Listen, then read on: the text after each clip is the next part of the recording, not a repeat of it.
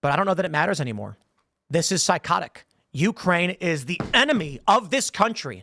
Ukraine is our enemy, being funded by the Democrats. I will stress this again. One of the greatest enemies of our nation right now is Ukraine. Last week, we learned that the Russian government was paying millions of dollars to a Tennessee-based company called Tenet Media.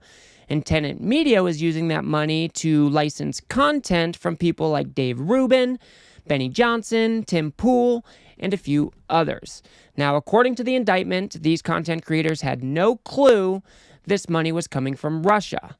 But I'm still curious to know if there should be some sort of obligation for you to do due diligence if somebody is offering you millions of dollars per year for relatively little content. For instance, it alleges that the Tim Pool deal was one video per week, $100,000 per video, which puts you at $400,000 per month and $4.8 million per year. It seems like alarm bells should be going off to Tim Pool, because that is a lot of money for content that he was already creating, and he is not giving exclusivity to Tenet Media for these videos. So the whole deal just kind of seems fishy to me. So I was curious to know what the response would be from these content creators. Were they going to elaborate on anything at all? Were they going to have any self-reflection and wonder why Russia would want to use them to further their own ends?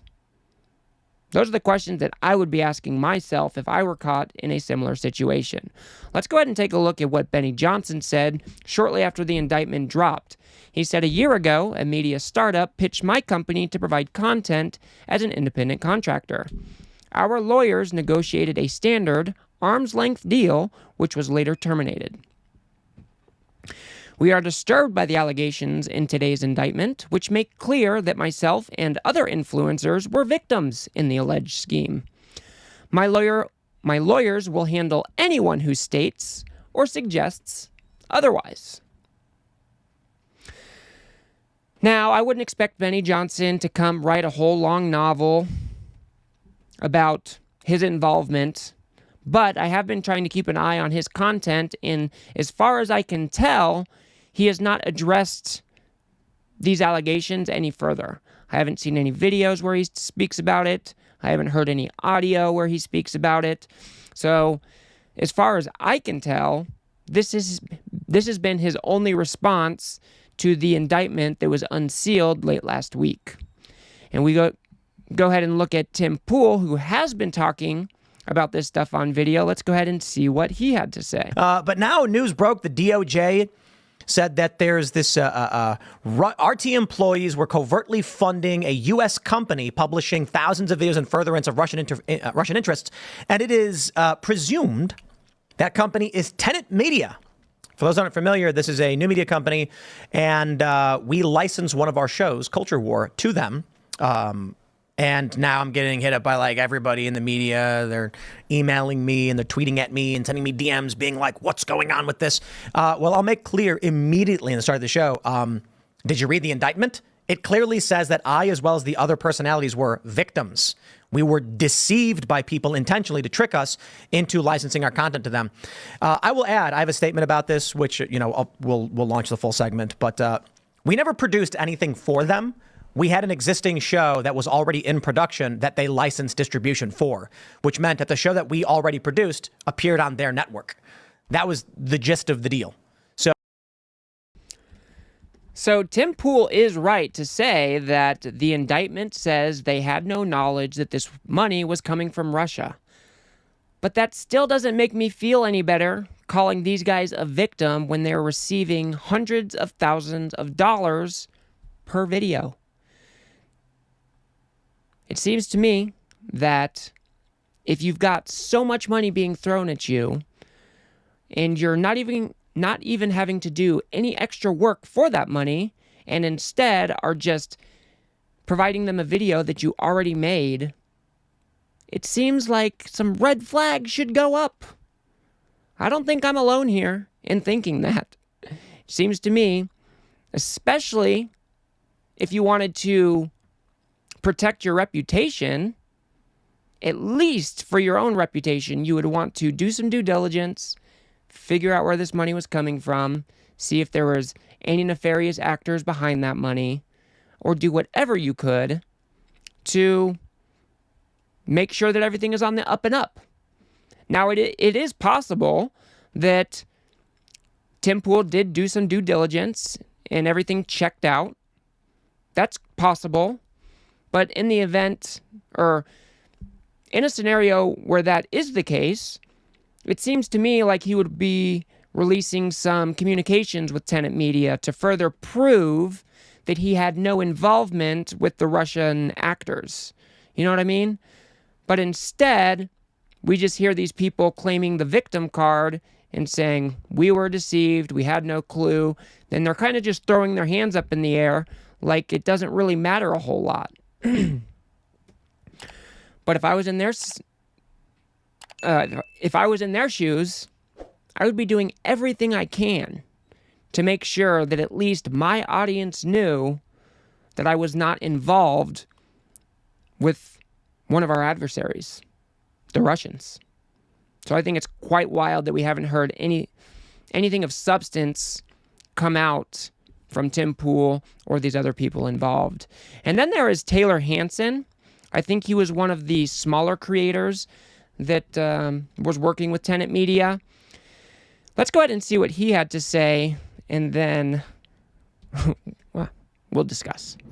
So, just permanently banned on YouTube, no explanation at all. It says I can never own a channel or operate a channel ever again, so that's lovely. Obviously admits the DOJ indictment of the alleged activities of Russian funding. Tenet Media was banned almost immediately, Lauren Chen was banned almost immediately, and now I was banned with no explanation, even though the indictment states, if these charges are true, these allegations are true, we're all victims, the people that were hosts there and me as a reporter there. So it's interesting. It seems like the censorship czar is back out in full force. It's election season, baby. So Tayler Hansen is saying that he was banned on YouTube because of his alleged associations with Tenet Media. But is that really what happened, Taylor? Because we had a new article drop that shows you deleted your own channel.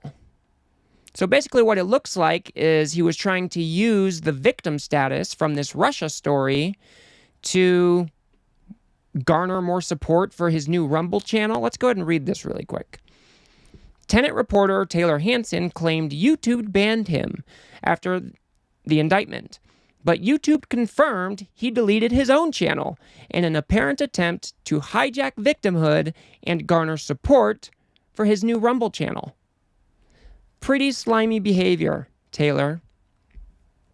Let's go ahead and move on. It says, Hansen didn't respond to my request for comment, instead blocking me on X. After I reached out to YouTube for a comment about Hansen's account, they posted this under the post where he claimed he was banned. So there we have the YouTube team coming out and saying, hi there, wanted to jump in and clarify. The screenshot you shared shows a notice we sent on September 5th after the termination of Tenet Media and associated channels, including a Tayler Hansen channel with 0 uploads or 0 subscribers. Okay? They go on to say that it looks like a separate channel, Tayler USA, was deleted by its owner on September 6th.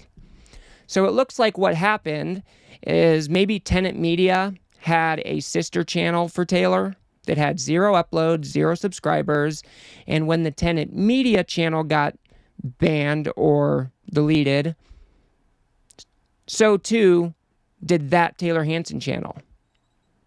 But Tayler Hansen's main channel, where he does all of his work on, was deleted by him.